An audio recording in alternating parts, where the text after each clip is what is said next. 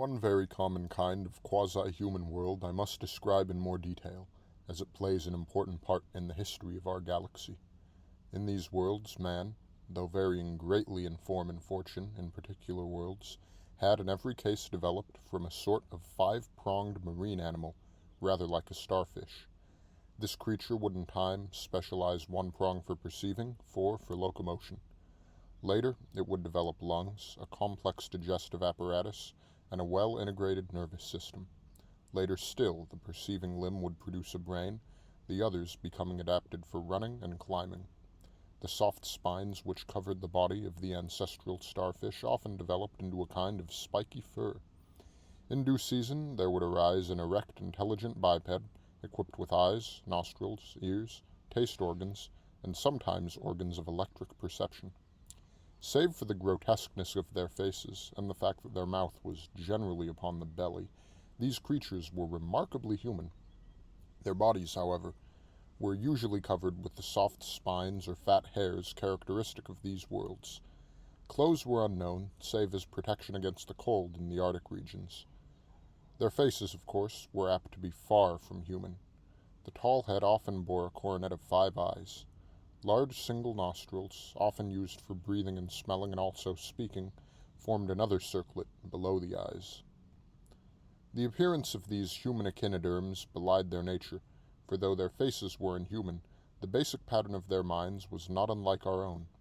Their senses were much like ours, save that in some worlds they developed a far more varied color sensitivity. Those races that had the electric sense gave us some difficulty, for in order to understand their thought, we had to learn a whole gamut of sense qualities and a vast system of unfamiliar symbolism. The electric organs detected very slight differences of electric charge in relation to the subject's own body. Originally, this sense had been used for revealing enemies equipped with electric organs of offense, but in man, its significance was chiefly social. It gave information about the emotional state of one's neighbors. Beyond this, its function was meteorological. One example of this kind of world, one which clearly illustrates the type and at the same time presents interesting peculiarities, must be described in more detail. The key to the understanding of this race is, I believe, its strange method of reproduction, which was essentially communal. Every individual was capable of budding a new individual, but only at certain seasons, and only after stimulation by a kind of pollen emanating from the whole tribe and carried on the air. The grains of this ultra-microscopically fine pollen dust were not germ cells, but genes, the elementary factors of inheritance. The precincts of the tribe were at all times faintly perfumed by the communal pollen, but on occasions of violent group emotion, the pollen cloud became so intensified as to be actually visible as a haze. Only on these rare occasions was conception probable. Breathed out by every individual, the pollen was breathed in by those who were ripe for fertilization. By all, it was experienced as a rich and subtle perfume, to which each individual contributed his particular odor. By means of a curious psychical and physiological mechanism, the individual in heat was moved to crave stimulation by the full perfume of the tribe, or of the great majority of its members, and indeed, if the pollen clouds were insufficiently complex, conception would not occur. Cross-fertilization between tribes happened in intertribal warfare and in the ceaseless coming and going between tribes in the modern world.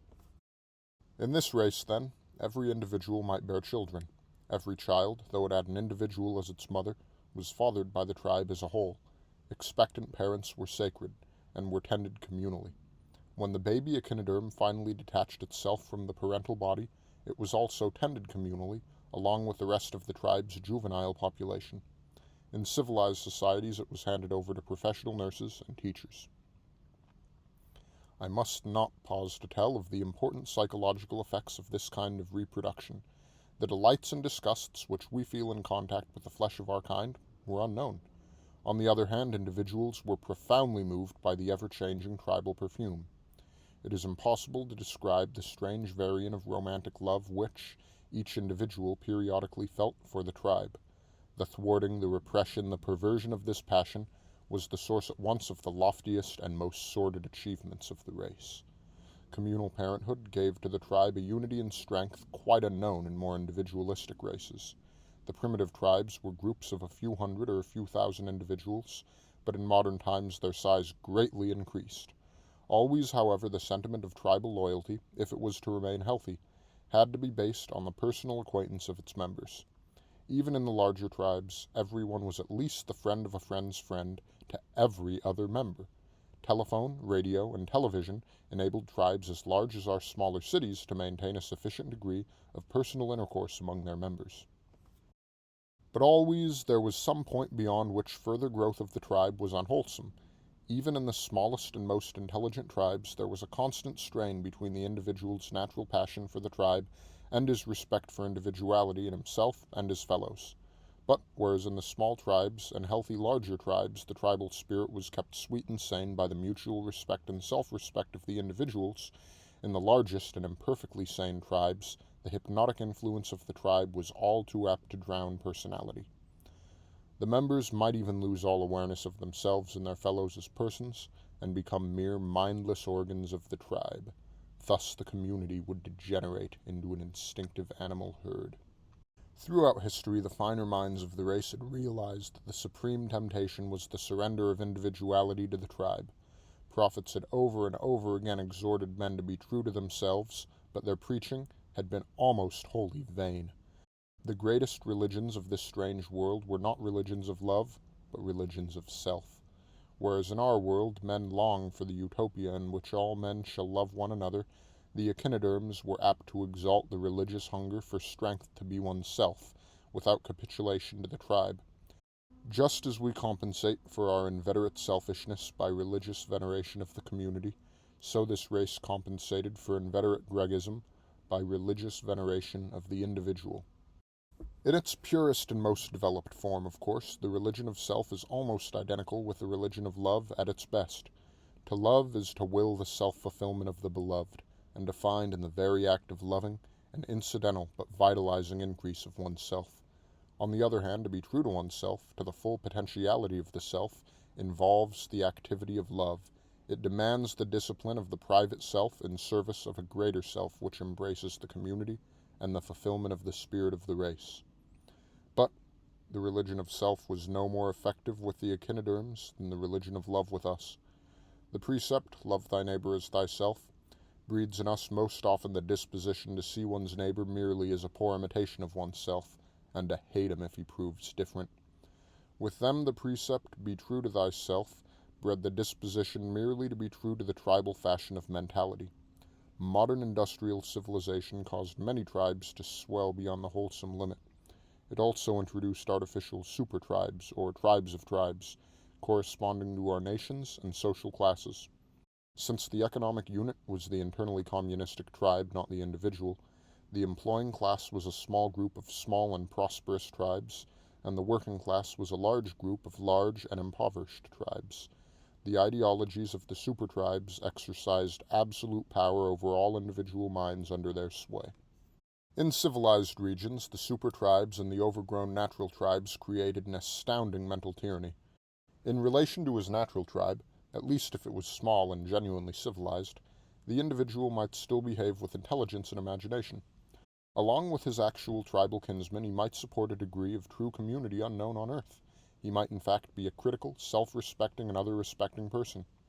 But in all matters connected with the super-tribe, whether national or economic, he behaved in a very different manner. All ideas coming to him with the sanction of nation or class would be accepted uncritically and with fervor by himself and all his fellows. As soon as he encountered one of the symbols or slogans of his super-tribe, he ceased to be a human personality and became a sort of decerebrate animal, capable only of stereotyped reactions. In extreme cases, his mind was absolutely closed to influence opposed by the suggestion of the super-tribe. Criticism was either met with blind rage or actually not heard at all. Persons who in the intimate community of their small native tribe were capable of great mutual insight and sympathy might suddenly, in response to tribal symbols, be transformed into vessels of crazy intolerance and hate directed against national or class enemies. In this mood they would go to any extreme of self-sacrifice for the supposed glory of the super-tribe.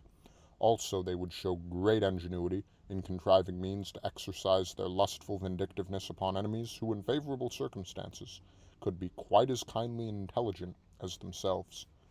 At the time of our visit to this world, it seemed that mob passions would destroy civilization completely and irrevocably. The affairs of the world were increasingly conducted under the sway of the spreading mania of super-tribalism, conducted, in fact, not intelligently, but according to the relative emotional compulsions of almost meaningless slogans. I must not stay to describe how, after a period of chaos, a new way of life at last began to spread over this distressed world. It could not do so till the super-tribes had been disintegrated by the economic forces of mechanized industry and by their own frenzied conflict. Then at last the individual mind became once more free. The whole prospect of the race now changed.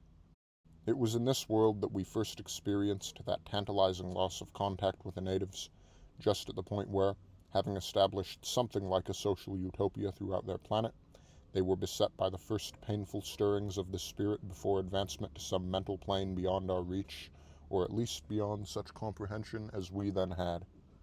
Of the other echinoderm worlds in our galaxy, one, more promising than the average, rose early to brilliance but was destroyed by astronomical collision.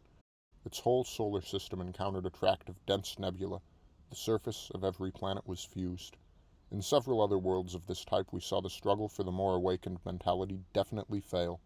Vindictive and superstitious herd cults exterminated the best minds of the race, and drugged the rest with customs and principles so damaging that the vital sources of sensitivity and adaptivity on which all mental progress depends were destroyed forever.